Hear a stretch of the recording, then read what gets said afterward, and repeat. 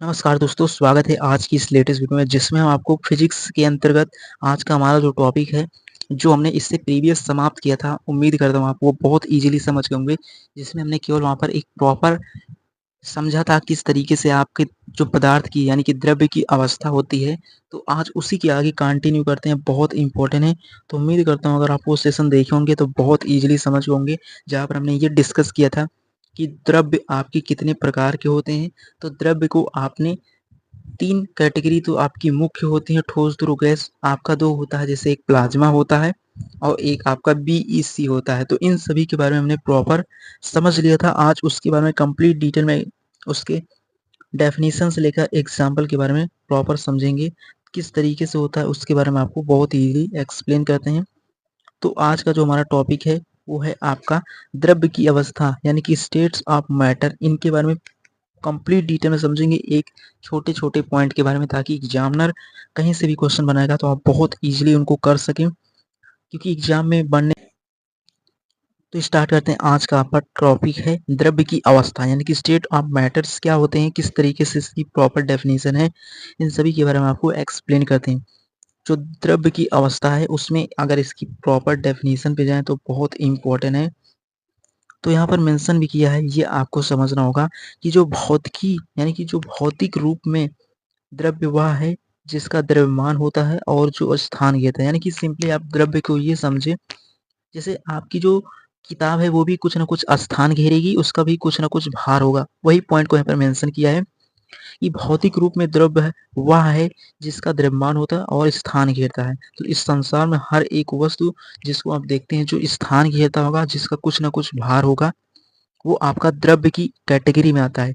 तो द्रव्य की कैटेगरी में बहुत कैटेगरी आने लगी, तब हम उनको अलग यानी कि जो द्रव्य की मुख्य 3 अवस्थाएँ होती हैं, वो 3 अवस्थाएँ इस तरीके से होती हैं। बाकी 2 अवस्थाएँ और होती हैं, उनके बारे में डिटेल में डिस्कस करेंगे। बट ये तीनों बहुत इम्पोर्टेंट है। पहला है सॉलिड, दूसरा है लिक्विड, तीसरा है गैस। जो द्रव्य की अवस्था होती है, तो द्रव्य को जब हमने देखा तो भौतिक रूप में यह द्रव्य वह है जिसका स्थान यानी कि जो द्रव्यमान होगा और कुछ न कुछ स्थान घेरेगा। और जो द्रव्य की 3 मुख्य अवस्थाएँ होती हैं, ठोस, द्रव, गैस, इस तरीके से इनको प्रॉपर डिफाइन किया है। तो सिंपली आप जैसे बुक देखते होंगे, बुक भी आपका एक द्रव्य है, क्योंकि द्रव्य किस तरीके का है, वो सॉलिड है।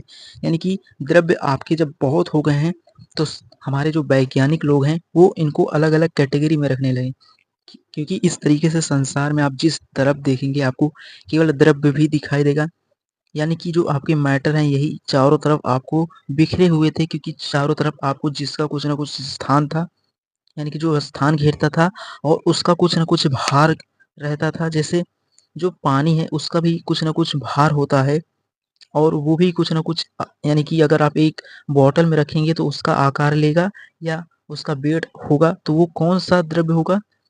तो जो आपका द्रव्य होगा वो लिक्विड की श्रेणी में आ जाएगा।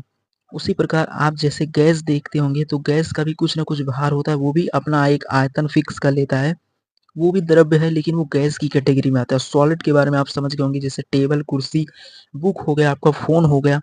इस तरीके से आप प्रॉपर द्रव्य को प्रॉपर समझ गए होंगे कि द्रव्य जिसका कुछ ना कुछ स्थान होगा और जिसे आप देख सकते हैं, और स्थान होगा, स्थान घेरता होगा, उसका कुछ ना कुछ वेट होगा, यानी कि भार होगा।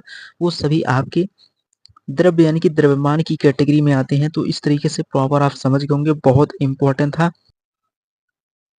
तो इस प्रकार आपका जो पदार्थ यानी कि द्रव्य होता है, द्रव्य को 3 कैटेगरी में हमने रखा है, ठोस, द्रव, गैस। इस तरीके से इनकी 3 कैटेगरी होती है। अब इनके बारे में प्रॉपर आपको समझना होगा क्या होता है, किस तरीके से होता है।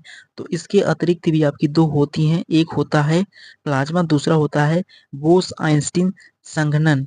यानी कि जो संघनन होता है बोस-आइंस्टीन यानी कि जो बोस-आइंस्टीन संघनन होता है उसे हम बीईसी भी कह सकते हैं। तो ये तो आपकी अलग होती हैं, इनके बारे में भी आपको प्रॉपर समझना होगा। तो बात कर लेते हैं पहला आपका जो सॉलिड होता है, सॉलिड स्टेट क्या होता है यानी कि ठोस अवस्था। तो इसमें पहला पॉइंट है कि जो ठोस का आकार होगा वो आयतन और आकार दोनों निश्चित होगा। और इसमें अगला पॉइंट में भी मेंशन किया है कि कण आपस में निकट होते हैं, यानी कि इसमें जो कण होते हैं वो बहुत पास-पास होते हैं और कण कंपन करते हैं लेकिन इधर-उधर गति नहीं करते हैं। यानी कि कण में कंपन होगा लेकिन वो क्या होंगे, इधर-उधर गति नहीं करेंगे। ये सभी किसके पॉइंट हैं? ठोस के। और इसमें ये भी पॉइंट मेंशन किया है कि संपीडनीयता बहुत कम होती है, यानी कि जिसको आप कंप्रेस नहीं कर सकते, वो बहुत कम यानी कि कोई चीज़ जब सॉलिड है तब आप उसको कंप्रेस नहीं कर सकते।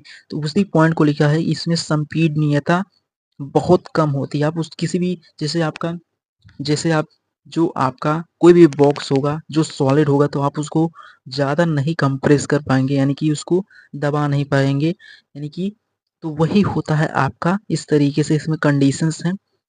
तो आप बहुत ईज़िली समझ गए होंगे, बहुत इम्पोर्टेंट है। तो ये पॉइंट्स या कंडीशंस कह सकते हैं जो ठोस के लिए अब यानी कि जो इसको क्या करती हैं, बताते हैं कि ठोस की कंडीशन ये होती है कि निश्चित आकार होगा और आयतन।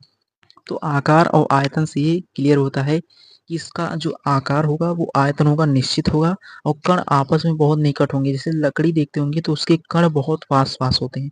नॉर्मली आप गाँव में होंगे तो उनको देखते होंगे, जब जो होते हैं, जो लकड़ी काटने वाले होते हैं, जब उनको किसी आरी से काटते हैं तो उसमें छोटे-छोटे पार्टिकल्स निकलते हैं, वही होते हैं कण, बहुत निकट होते हैं। आप किसी भी लकड़ी को कंप्रेस नहीं कर सकते हैं, उसको दबाकर छोटा नहीं कर सकते हैं, ये होता है पॉइंट। तो इस तरीके से इस पॉइंट को आपको क्लियर होना चाहिए। ये समझने की पॉइंट ऑब्वियसली ये पॉइंट्स हैं, एग्ज़ाम में नहीं पूछेगा, बट इसकी कंडीशंस आपको क्लियर होना चाहिए।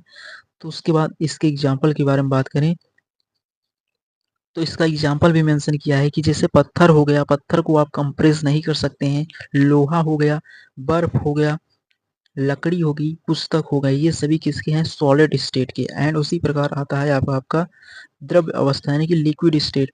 तो इसकी प्रॉपर डेफिनेशन के बारे में बात करें,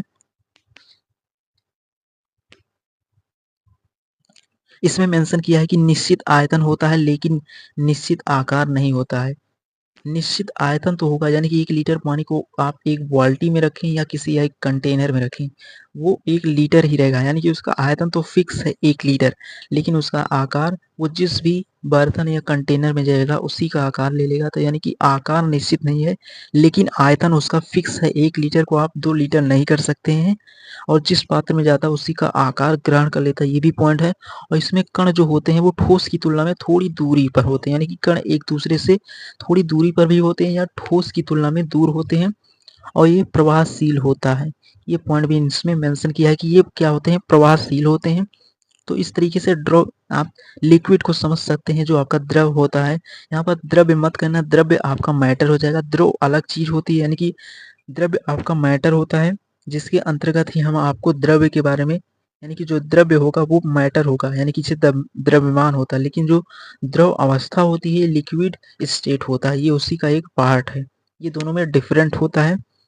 उसी प्रकार अगले पॉइंट पे बात करें, इसका एग्जाम्पल क्या हो जाएगा, तो इसका एग्जाम्पल बहुत ईजी है। जैसे आप देखते होंगे जो जल होता है, यानी कि पानी हो गया, दूध हो गया, तेल हो गया, आपका जो शराब हो गया, पारा हो गया, इस तरीके से ये सभी किसके पॉइंट हैं?